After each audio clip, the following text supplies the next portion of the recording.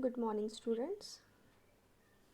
Today we are going to start with our subject history. This year in history you have total 12 chapters. But before starting with our syllabus, you should know about history. Okay, now why this subject is included in your portion, that is very important part. When we learn subject, so that time we should know that why we are learning, why it is given in our syllabus, what uses we have while learning these subjects. Okay, so the study of history is important because it allows one to make more sense of the current world. One can look at past economic as well as cultural trends, and the person will be able to offer reasonable predictions of what will happen in next today's world. One can also understand why some rules exist in modern world. For example, one can understand the importance of the social welfare programs if one looks at the Great Depression and New Deal.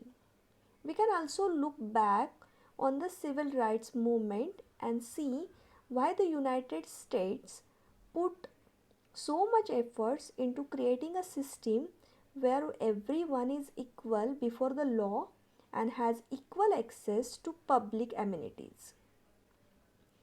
History also allows us to see how the United States gradually created the constitutions after it had just fought a war against a central government that did not care for colonial interest.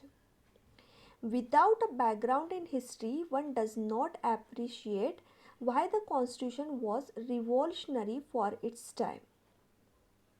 More broadly, history enables us to understand different cultures.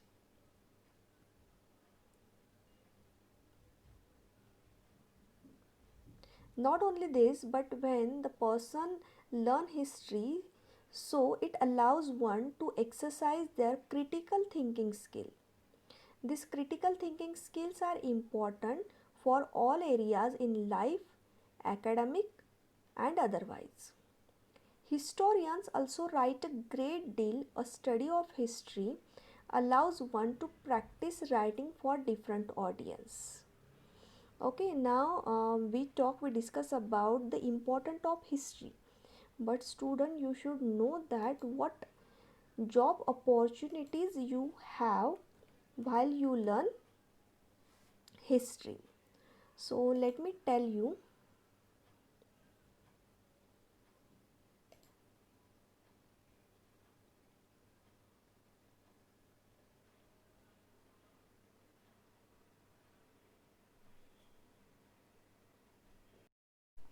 So student, when you are learning history, so that time so many job opportunities are available front of you.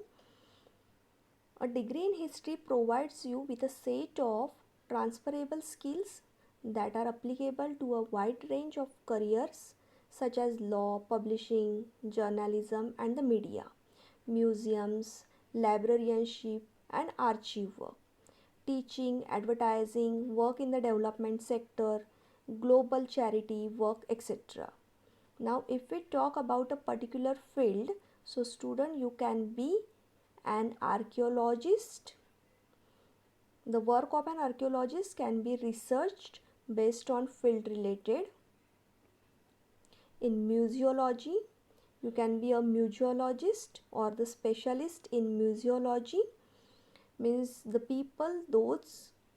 person who deal with the design, organization and management of museum. Then you can be museum curators. Museum curators specialize in natural history, metals, terracotta, textile, paintings and other related things. Archivists are the expert in preservation, repairing and paper manuscripts. Historian job is to study and research history and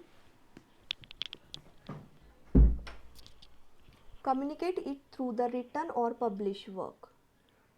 You can be history expert. This is a tremendous demand for history expert in the movie houses as well as who could undertake research work from costume, jewelry, movie sets, etc. You can be a teacher.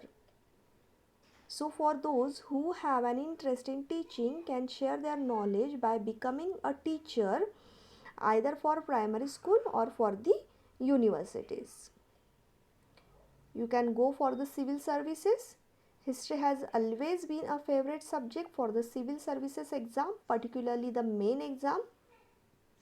Although vast, the syllabus offers many advantages like easy to understand and absorb, no dearth to study material, and fact that it covers key segment of the general studies.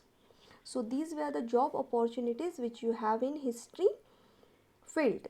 Okay, so today we are going to start with our first lesson, that is Renaissance in Europe and development of science.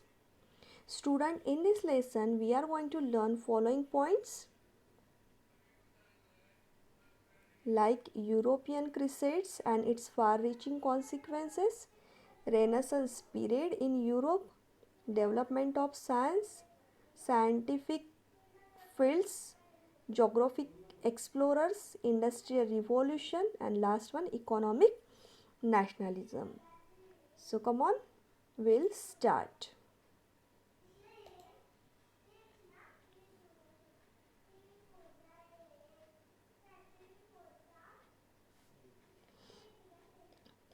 Okay, before starting our lesson, the new concept, new word, it is there with us, and that is Renaissance. Renaissance. Renaissance means rebirth. So here the humanistic revival of classical art, architecture, literature and learning that originated in Italy in the 14th century and later spread throughout Europe. So Renaissance in Europe means that is the rebirth of something which happened in Europe, and from that point the development of science it began. Okay, so this is the period of this revival, roughly the 14th century till the 16th century, marking the transition from medieval to the modern times.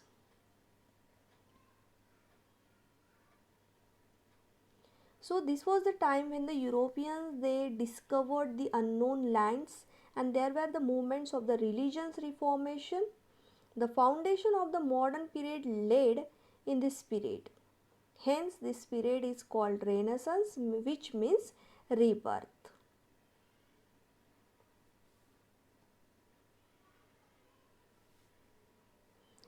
Now here our first point is European crusades and its far-reaching consequences. Again one more new term here you can see, student, which is crusades.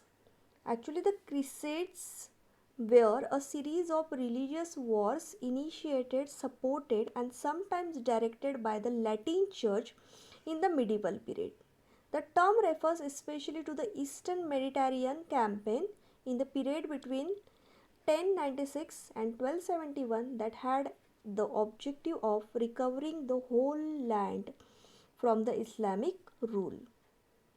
Now see here, student, the Jerusalem and Bethlehem are the two cities which are considered holy by Jews, Christians and Muslims. Now these cities, they were under the Islamic rule in the time of 11th century. Now there were so many wars were fought by the Christians in the Europe in 11th century to regain the hold on these cities, and these wars are known as crusades. So there are main three periods like the ancient periods, medieval period and the modern period. Okay, so in this lesson we are going to talk about the journey from medieval period to the modern period. Now our next point is that why the people, they supported the crusades. Why the people, they took part in wars. Okay, so there are so many reasons like The common people of Europe, they were highly inspired by the idea of being part of these wars which were fought for the cause of religion, because they thought that this is the war for our religion.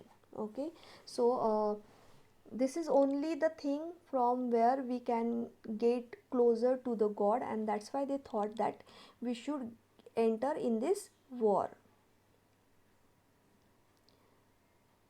To obey the Pope's call to free the holy city from the infidels and ensure access for the pilgrims, to be forgiven for past sins. So whatever the sins people they made, so this was the chance for them. All the sins were forgiven if they took part in these wars. The Pope offered them forgiveness for anyone who took part, to see the world have an adventure and prove their bravery, because if they are going to take part in the war, so that time they can be called as a brave, and they are going to famous all over the world. So that was the another reason to support these crusades. To get land overseas, this was the tempting for the younger son who would not inherit his father's land. And the people, especially the younger people, they wanted to do the journey all over the land, and they wanted to get that land for their name. And the last one, to gain wealth. So because of all these things, the people they supported crusades. Now the first crusade started in 1096 C, while a call for the second crusade, Pope III sought help from the French King Louis VII and the German King III. Ultimately, the crusades were defeated by the Turks. In 1187 CE, Saladin, the Sultanate of Egypt, defeated the Crusades by conquering Jerusalem. However, the Crusades did not stop after that. In the course of time, totally 9 Crusades were launched. So, students, 9 Crusades were happened in that period. Jerusalem and the region around it remained under the control of Islamic rule. Now, all these wars got failure.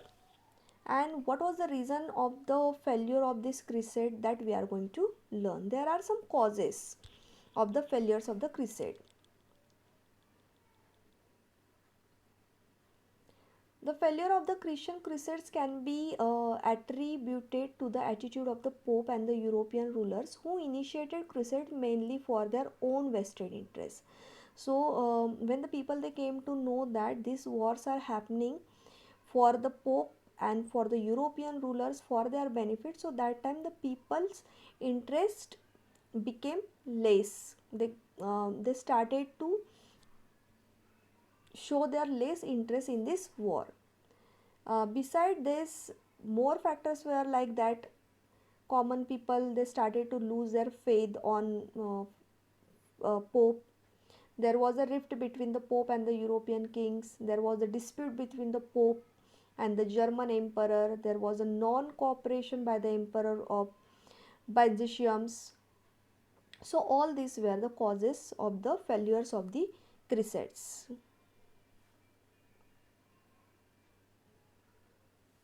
Now next point is that what were the consequences of these crusades. Now total 9 crusades happened in the 11th century. Okay, so there were some consequences of this crusade. So what were those consequences?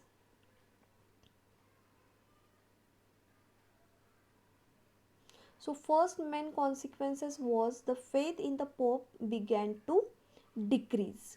The contact with the region in the Central Asia led to the increased trade, and the new avenues were open for the cities in Italy and Germany.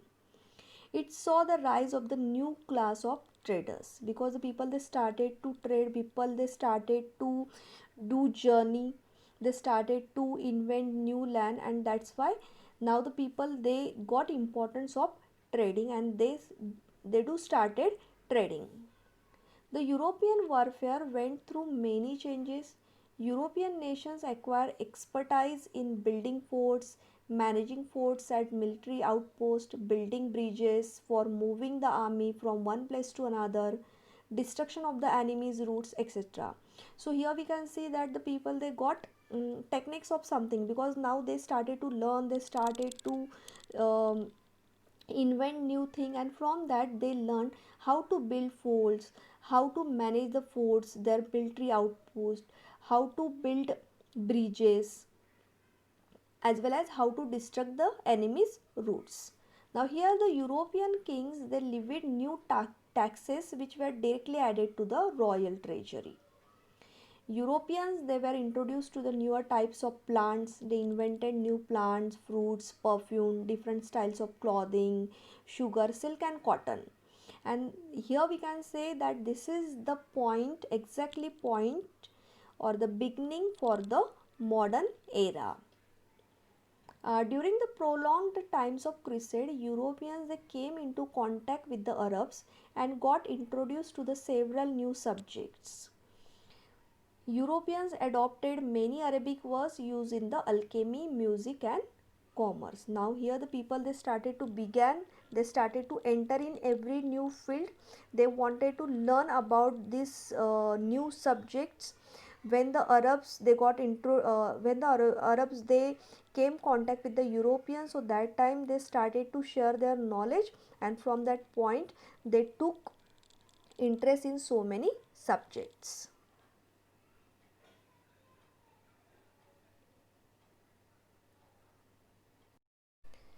Now student, this European Renaissance is began in the 14th century C. Okay, and it reached its progress in the 15th and 16th century. So that 15th and 16th century, that was the beginning for the modern era. Now these three centuries, which 14th, 15th and 16th centuries, it proved to be foundational stage of the culture based on rationalism and science. Now this period gave a new direction to the human intellect, genius way of life. Now here the people, they got more interested in the mysteries. They wanted to know more about the universe. They wanted to know more about the science. And many people, they began to write poetry, drama, fictions. They wanted to create, they wanted to show their imagination. They wanted to show their intellectual power that time. So novel experiments were conducted in the fields of science. In the pre-resonance time, the thought about the existence of universe revolve around the concept of God. Now here you can see, this is the journey. Renaissance is the journey from God to the human beings. Means in the pre-Renaissance period, God was the center of everything. So the people, they used to believe that everything happened because of God. The universe always revolved around the concept of God. Now in this time, in the Renaissance period, the humans formed the central idea of his thought. Now they started to believe on humanism. Okay, means whatever things are happening, that is happening because of the human, and human is only the thing, because of him everything is happening in this world. So they got this new concept in this Renaissance period.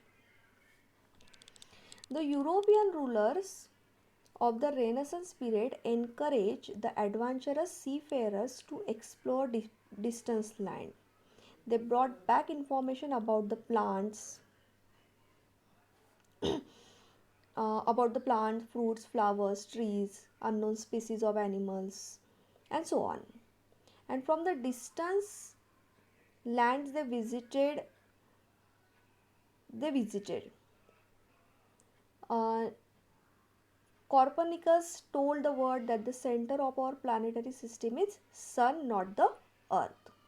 In 1609, Galileo prepared a more sophisticated telescope, which enabled further research in the field of astronomy. Means here you can see that so many scientists, they invented new things in this era.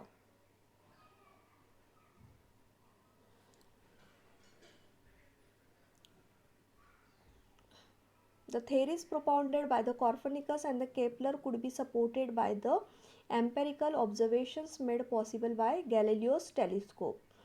So scientists, they invented so many things like telescope, thermometer, then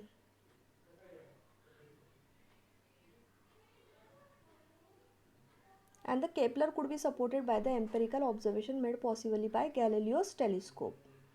This facilitated research in the field of physical sciences. So the invention of gunpowder printing brought about fundamental change in the techniques of warfare and disseminations of knowledge. So till that time the people, they were not knowing how to write. So there was the beginning when the people, they started to write. They started to write the novels, dramas, poems. The first printing press, all we know that it was started in Germany, which was by Johannes Gutenberg in 1440. The first printing press in Italy started in 1451. The invention of printing has been an outstanding gift by the Renaissance period.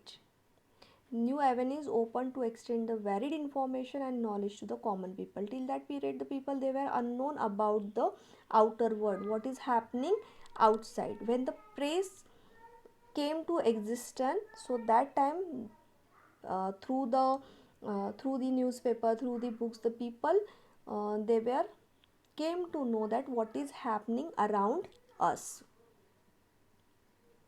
A number of modern universities came into existence in this period in 18th century. The epics Iliad and Odyssey, written by the Homer, Greek dramas, speeches of the great orators, literature, painting, sculptures, ethics, political science and history. This was the gift by this period. Now this was the result of the people, they started to think freely. They started to express their feelings through this work, through this literature. Okay students, so today we are going to stop here. In the next lecture we are going to continue with the lesson. So let me revise that today we have started with the first lesson of history, which is Renaissance in Europe and development of science. From that we discuss 1.1.